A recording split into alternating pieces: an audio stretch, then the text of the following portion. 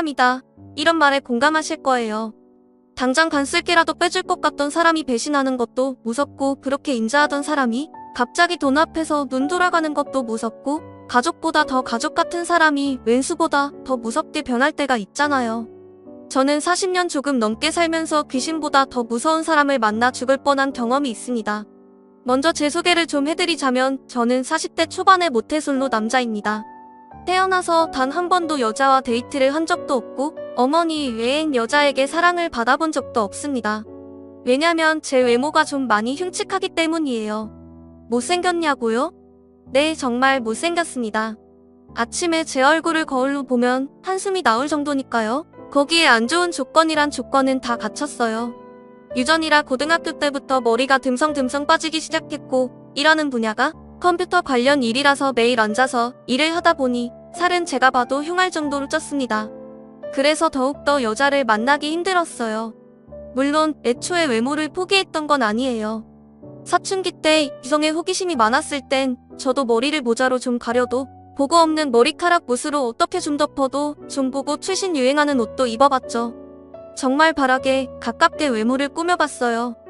하지만 주변에 여자라고는 단 한 명도 없었죠. 그나마 동네에서 친절하게 대해주던 누나가 있었는데 나중에 그 누나가 제 험담을 하더군요. 제가 오면 그냥 좀 냄새 나는 것 같아. 그래도 어쩌겠어, 불쌍하니까 잘해줘야지. 그 말을 우연히 듣고 그때부터 여자에게 마음을 완전히 닫아버렸죠. 내 팔자에 여자란 없다란 생각에 정말 수도승 마냥 이성에 대해 호기심을 완전 막아버렸어요. 사춘기 때 호기심으로 본다는 성인 영화도 본 적이 없을 정도니까요. 그래서인지 또래 친구들 사이에서도 왕따를 당했습니다. 외모부터 놀리기 쉬운데다가 제가 대화 주제를 따라가지 못하니까 아무래도 친구들도 저를 껴주질 않더군요. 그래서 제게 사춘기와 고등학교는 지옥의 시간들이었습니다. 대신 공부를 정말 열심히 했어요. 그래서 나름 명문대에 들어갔고 대학에서 저는 경험해보지 못한 사랑을 만나보고 싶었지만 그것도 쉽진 않더군요. 미팅에서 저는 늘 따돌림을 당했고 나중엔 그 흔한 미팅 제안도 들어오질 않았습니다. 하도 이런 일이 흔하다 보니까 덤덤해지더라고요. 그 사이에 머리는 더 빠지고 마음을 풀어버리니까 몸에 살은 더 붙었습니다. 그래도 전혀 걱정이 안 되더라고요. 어차피 포기하면 마음은 편해지니까요. 그렇게 대학 생활을 마치고 직장에 취직해서 지금까지 왔습니다. 사실 외국계 기업의 연봉도 빵빵했습니다. 제가 여자운은 없지만 이상하게 돈복은 많은지라 업무도 탄탄대로였고 투자하는 주식이나 사둔 땅은 계속 돈을 낳아서 제 나이에 나름 돈 좀 만지는 사람이 됐어요. 솔직히 직장 다니는 게 취미가 될 정도로 돈을 꽤 많이 모았습니다. 근데 정말 인생을 재미없게 살았던 거죠. 사랑 때문에 울어본 적도 없었고 남자 때문에 가슴 아파본 적도 없었으니 일상이 심심했어요. 남들처럼 노래방 가서 헤어진 여자 생각하며 질질 눈물 짠 적도 없어요. 그러다 보니 발라드 음악을 들어도 별 감흥도 없고 그냥 마음 맞는 남자애들이랑 술집에 가거나 혹은 아가씨들을 만날 수 있는 장소에 가더라도 저는 늘 찬밥 신세였습니다. 정말 내가 내 돈 대고 노는 곳에서도 눈치를 볼 정도로 외모에 대해서는 늘 주눅든 삶이었어요. 물론 집에서는 항상 성형수술해라 운동해서 몸을 가꿔라 잔소리를 했습니다. 하지만 한번 마음이 다치니까 굳이 제 외모를 가꾸고 싶지도 않고 혼자 사는 게 점점 편해지더라고요. 게다가 직장 이렇게 다니다 보니 돈을 쓰지도 않고 늘어난 거니 제 자신에게 점점 투자하는 것이 많아져서 집도 좋은 곳에 사고 부모님께 돈도 넉넉하게 드리니까 잔소리도 줄어들게 되더군요. 그 이후로 저는 더 혼자 사는 삶에 익숙해졌죠. 그렇게 잘 버티며 살고 있었는데 제 삶을 완전히 송두리째 바꾼 사건이 생긴 겁니다. 그날도 퇴근하고 돌아와서 집에서 남은 작업을 좀 하고 있다가 제 밑에 일하는 서포트 직원에게 카톡으로 지시를 내리고 있었습니다. 근데 갑자기 속이 답답하고 머리가 띵해지면서 앞이 뿌옇게 되는 겁니다. 순간 왜 이러지 싶었는데 그 다음에 의식이 없더군요. 그리고 눈을 떠보니 병원 응급실인 겁니다. 눈앞에 누가 괜찮냐고 물어보는데 그 이후로는 기억이 안 나는 거예요. 그리고 다시 잠이 들었나 봅니다. 다시 눈을 뜨니까 제가 고급 병실에 누워있더군요. 어머니가 옆 침대에서 주무시고 계셨고요. 제 몸엔 온갖 링거와 치료제 같은 약물들이 덜렁덜렁 매달려 있는데 도대체 영문을 모르겠는 겁니다. 그래서 힘겹게 소리를 쳤더니 주무시던 어머니가 일어나시더니 의식이 돌아왔다며 좋아하시는 겁니다. 그래서 자초지종을 물었죠. 알고 보니 제가 일하던 도중 뇌출혈로 쓰러졌다는 거예요. 다행히 심각한 수준은 아니었지만 만약 계속 방치했으면 사망에 이를 수도 있었다는 겁니다. 카톡을 주고받던 직원이 업무는 빨리 해야 하는데 제가 카톡으로 답변은 안 하고 그래서 전화도 해봤지만 답변이 없어서 혹시나 하는 마음에 119에 신고를 해줘서 제가 살았다는 겁니다. 정말 하늘이 저를 살리고 그 직원이 저를 살린 셈이죠.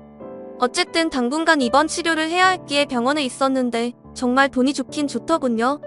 1인실에 최고급 서비스를 받으며 의사들이 줄줄이 들어와서 매번 안부를 묻고 제 전용 벨도 있고 어쨌든 무슨 호텔에 온 줄 알았습니다. 그때 제 눈에 들어온 여성이 있는데 바로 병실에 드나드는 간호사였습니다. 정말 꿈에서나 보던 이상형의 간호사였어요. 조금만 외모에 자신 있는 남자라면 틀림없이 전화번호를 물어보고 싶어지는 여성이었죠. 어찌나 외모가 아름답고 행동도 너무나도 여성스러워서 보는 내내 미소가 지어졌습니다. 하지만 저는 외모에 자신도 없고 이미 마음의 벽을 두 격세격으로 쌓은 인간인지라 절대 내색하지 않았죠.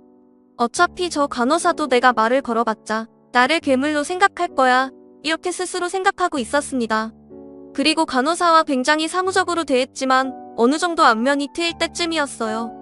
저도 많이 호전된 상태라서 병실에서 노트북으로 간단한 업무 정도는 하고 있을 정도였죠. 그때 그녀가 넌지시 묻더군요. 혹시 아버지가 재벌이세요? 뜬금없는 질문에 무슨 말이냐고 물었더니 그녀가 간호사들끼리 내기를 했다는 겁니다. 하루 병실값이 엄청 나오는 곳을 이렇게 오랫동안 쓰는 걸 보면 재벌가 아들이거나 아니면 로또 맞은 사람일까라는 거예요. 하긴 제가 생각해도 간호사들이나 의료진들이 그렇게 생각할 수도 있을 것 같더군요. 최고급 병실에 계속 눌러앉아 있지 그렇다고 졸부마냥 갑질하는 것도 아니고 매일 노트북으로 뭔가 두들겨대고 누군가에게 전화로 지시를 내리니까 재벌 2세나 3세 정도로 보일 수도 있었겠죠. 그 말을 듣고 웃음이 픽탁 나오는데 그녀가 더욱더 사랑스럽게 보이더군요. 그래서 아닙니다. 저는 자수성가한 사람이에요. 이렇게 짧게 대답하고는 하던 일에 몰두했습니다. 그런데 그 이후로 자꾸 그녀가 눈에 들어오더군요. 그리고 그걸 의식하기 시작하니까 그녀의 행동 하나하나가 의미 있게 느껴지는 겁니다.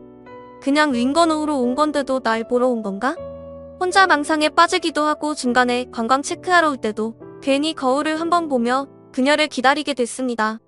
그런데 더욱 결정적이었던 건 어머니가 그녀를 좋게 보시더라고요. 은근히 그 말을 들으니까 그녀에게 용기를 내보고 싶어졌습니다. 어릴 적 동네 누나에게 고백할까 말까 고민한 이후로 두 번째로 여자에게 데이트 신청을 할까 말까 고민한 순간이었죠. 그래서 간호사 그녀가 온 순간에 은근히 물어봤습니다. 보통 일 끝나고 뭐 하세요?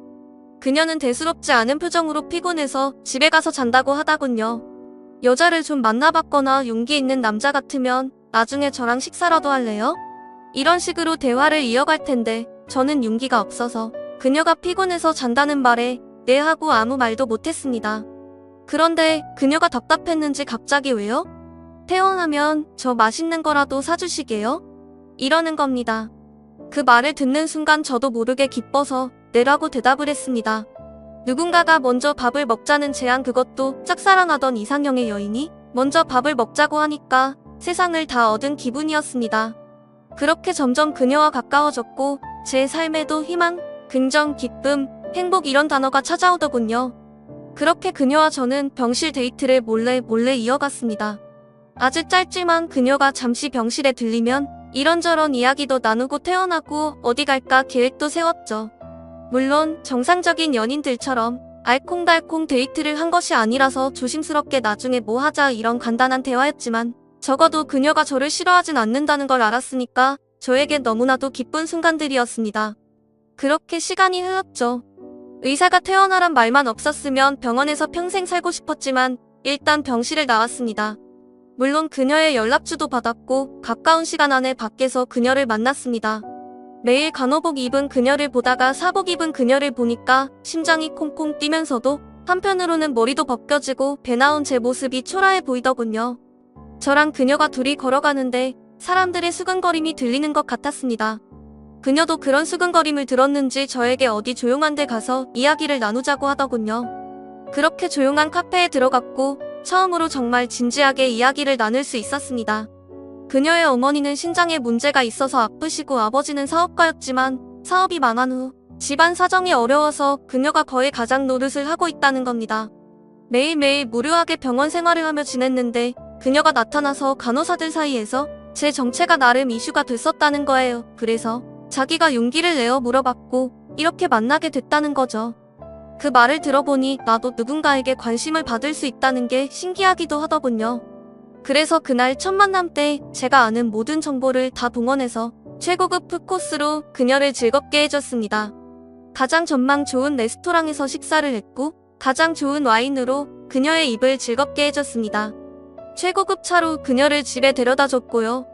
그녀는 부담스럽다 하면서도 내심 좋아하는 눈치더군요. 그래서 헤어질 때쯤 용기를 내서 물어봤습니다. 근데 저랑 계속 만나주실 건가요? 그러자 그녀는 말없이 고개를 끄덕이더군요. 그렇게 우린 연인이 됐습니다. 제 인생에 단 한 번도 꿈꿔본 적이 없는 기적 같은 일이 매일매일 생기게 된 거죠.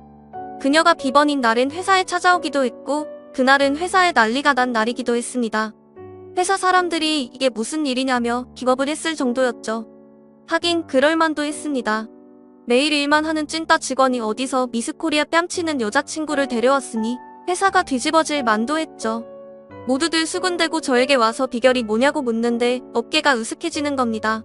옛말에 아내가 이쁘면 처갓집 말뚝만 봐도 절을 한다더니 그 말을 실감하겠더군요. 저의 자존심을 높여주는 그녀를 위해 제가 못할 일은 없었습니다. 그리고 숨길 것도 없었죠. 제가 가진 모든 것을 보여주고 알려줬습니다. 그녀 역시 자신의 모든 것을 저에게 줬으니까요. 정말 행복한 순간이었습니다.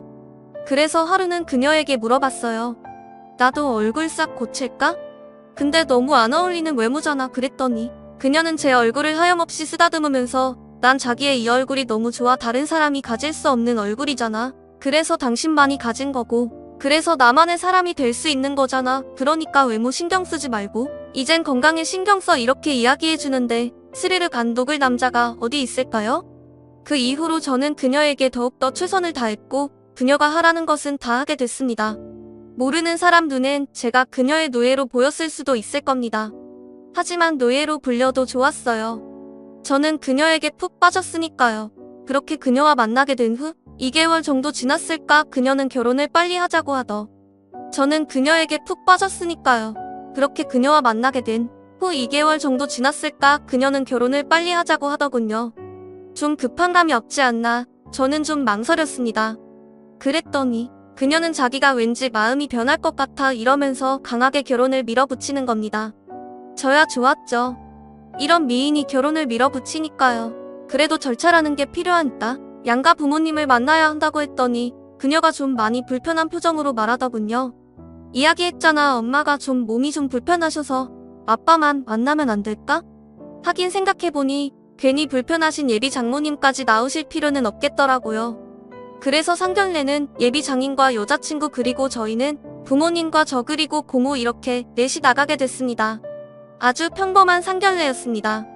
그냥 서로 인사 주고받고 각자 가문이 어땠네 약간의 기싸움 좀 하고 그게 다였습니다. 마지막엔 결혼식 날짜까지 잡고 상견례는 마무리가 됐죠. 근데 헤어질 때쯤 예비 장인이 이상한 말을 남기더라고요. 근데 자네 재산은 더 모을 생각인가? 지금 생각해보면 정말 어이없는 질문이죠. 돈 싫어하는 사람 어디 있습니까? 그렇다고 제가 내일 당장 죽을 사람도 아닌데 40대 팔팔할 때 당연히 돈을 모아야 하잖아요. 근데 너무나도 이상한 질문을 너무나도 당연한 듯 물어보시길래 저도 얼결에 그럼요. 열심히 모아야죠. 이렇게만 대답을 했어요. 그랬더니 예비 장인이 굉장히 시답지 않은 표정으로 그런 건강관리에 힘쓰게 얘기 듣자니 혈압이 높다며? 아직 젊으니까 괜히 혈압약 함부로 먹지 말고 얼른 살 빼고 몸 만들게 그땐 알겠습니다. 하고 얼른 대답을 했습니다. 살 빼라는 것도 사위니까 걱정해주는 거라고 믿었죠. 하지만 나중에 그 집안의 정체를 알고 저는 경악을 할 수밖에 없었습니다. 결혼식 날짜도 확정되자 어느 날 그녀가 제게 이야기를 하더군요. 엄마 신장이 안 좋아서 빈혈 증세가 있으면 혈액이 필요한데 헌혈을 좀 해달라는 겁니다. 그 말에 처음엔 흔쾌히 응했습니다. 사위인데 그런 거 못 해드릴 이유는 없잖아요. 근데 제가 RH형이라서 보기 드문 혈액형인데 알고 보니 예비 장모님도 같은 희귀 혈액형이더군요. 어쨌든 장모님을 위해 수혈을 해드렸죠. 그리고 결혼 준비를 했고 미리 혼인신고까지 마쳤습니다. 그런데 점점 뭔가 속는 기분이었습니다. 점점 아내가 결혼을 미루기 시작하는 거예요. 저는 무슨 소리냐며 발끈했고 저희 가족까지 나서서 그녀를 설득한 끝에 정해진 날에 결혼을 했습니다. 게다가 그녀는 결혼 전에 순결을 지키고 싶다고 해서 저는 끝까지 그녀를 지켜줬거든요. 그리고 신혼여행 가서는 피곤하다는 이유로 몸이 안 좋다는 이유로 자꾸 거부를 하는 겁니다. 솔직히 짜증이 좀 났지만 어차피 하루 이틀 볼 사이가 아니니까 느긋하게 기다리려고 했습니다. 그렇게 신혼여행 후 처가집에 들렀죠. 장모님이 좀 편찮으셔서 경기도 외곽의 작은 주택에서 장인 장모님은 거주하고 계셨습니다. 찾아가는데도 시간이 좀 걸렸지만 건강 때문에 몇 번 뵙지 못했던 장모님을 결혼식당 이후로 뵈니까 너무 반갑더라고요. 점수도 더 딸 겸 온갖 애교까지 부렸습니다. 장모님은 아이처럼 웃으시면서 앞으로 딸에게 잘해달라고 하시더군요. 그래서 제가 어떻게 하면 잘하는 건가요? 라고 우스갯소리로 질문을 했더니 장모님도 우스갯소리로 경기도에 있는 건물 명의를 넘기면 되지 이러시는 거예요. 가족끼리 깔깔거리며 웃어 넘겼죠. 게다가 장모님이 어찌나 잘 챙겨주시던지 제가 다 몸둘 바를 모르겠더라고요.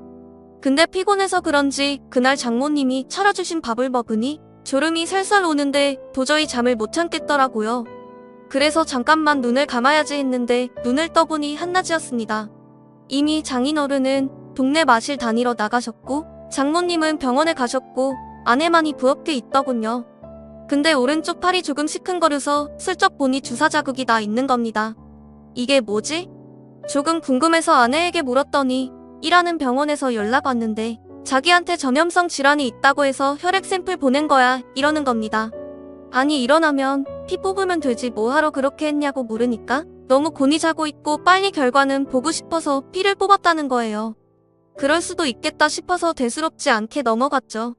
그렇게 처가에서 점심까지 먹고 신혼집으로 와서 본격적으로 신혼의 달콤함을 느끼려고 했는데 그녀는 계속 몸 핑계를 대며 당분간 처가 집에 있고 싶다는 거예요. 아픈 엄마와 직장 없이 계신 아버지 생각이 그런가 보다 생각하고 일단 이해한다며 신혼집에 저 홀로 있었죠. 하지만 도가 지나치다는 생각이 들었어요. 그래도 신혼부부인데 부부는 같이 있어야 하잖아요.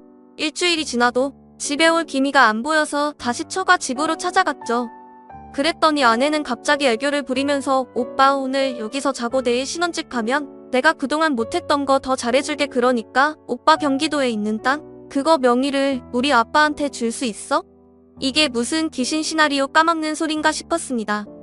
한 번도 저랑 침대에 누워본 적도 없던 그녀가 갑자기 애교를 부리는 것도 이상했지만 또 갑자기 땅 명의를 옮겨달라는 것도 기분 나쁘더군요.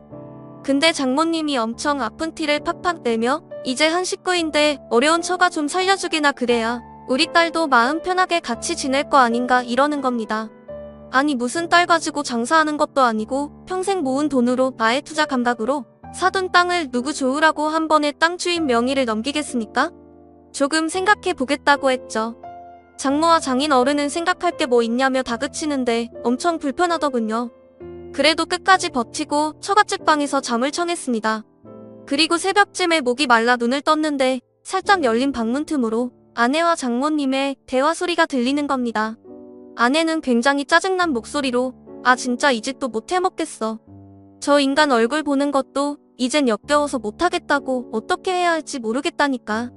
RH 혈액형이라서 엄마한테 도움이 될까 했더니 수혈도 안 되는 피에다가 돈 많은 돼지 주제에 죽으면 돈 싸질머지고 갈 것도 아니면서 엄청 돈도 안 쓰고 아우 짜증나 그랬더니 장모님은 아내를 달래면서 나중에 살살 꼬셔봐. 내가 봐도 오늘은 좀 급한 거 같구나. 피는 어쩔 수 없고 그러면 돈이라도 뜯어내야지. 그냥 딱 한 번 눈 감고 참어. 저런 애들은 저같이 미인 보면 사족을 못 쓰니까 땅이나 건물 하나만 알차비기로 받아내. 그러자 아내는 주사기를 만지작거리더니 아 얼굴만 보면 그냥 확 어떻게 해버리고 싶어. 그 말이 너무 섬찟해서 다리가 부들부들 떨리더군요. 혹시나 해서 핸드폰으로 소리를 녹음했습니다.